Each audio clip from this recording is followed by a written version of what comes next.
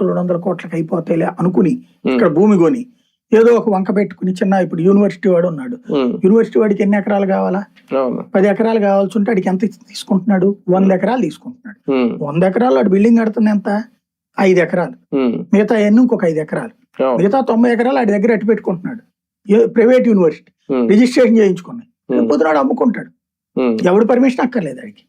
అటువంటి వాటిని ప్రభుత్వం రద్దు చేసే అవకాశం కూడా ఉంటదేమో. తక్కువ ఉంటది. ఏం చేయరు జావరు వీళ్ళంతా. అంతా కుమ్మక్కైన బ్యాచ్ అవన్నీ నాటకాలు ఆడతారంతే. అప్పుడు ఇంత ముందు ఇప్పుడు లెక్కనైతే గనక స్టూడియోలకి ఇచ్చారు వీళ్ళు. రాఘవేంద్రకి సినిమా ప్రమోషన్ కోసం అని ఇచ్చిన దాంట్లో షాపింగ్ మాల్ కట్టుకున్నాడు అతను. ఏమైంది?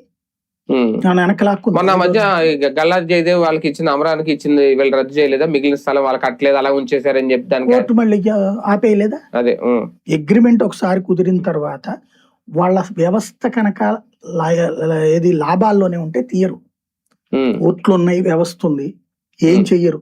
ఏడిపించడానికి పనికొస్తుంది అంతే కాసేపు. నాకు తెలిసి అట్లా ఏడిపిస్తాడని కూడా. ఎందుకంటే ఆ రాజధాని ప్రాంతంలో ఈతను వస్తే, జగన్ వస్తే ఆ 29 గ్రామాల డెవలప్మెంట్ ఎక్కడిదక్కడ ఉంటదండి. మొన్న మధ్యన ఆయన మాట్లాడిన మాట కొన్ని సందర్భాల్లో యూనివర్సిటీ దగ్గర భూములు ఉన్నాయి, ఇక్కడ సెక్రటరీ పెట్టుకోవచ్చు, ఇక్కడ అసెంబ్లీ పెట్టుకోవచ్చు, ఇలా కొన్ని చెప్పారు. ఒకవేళ అధికారం వస్తే, ఎందుకంటే లాస్ట్ 5 years లో ఆయన ఏం చేయలేదు అనేది ఉంది ఒక ముద్ర జగన్ మీద. ఈ 5 ఏళ్లలోనైనా ప్రభుత్వ నిర్మాణాలు ఏమన్నా చేయగలుగుతారా? చేస్తారా? చెయ్యాలా? వీళ్ళే చేసేస్తారు కదా, ఇంకా అతను ఏం చేస్తాడు? వాళ్ళు అక్కడ చేస్తారు అమరావతి. అంతే. దాన్ని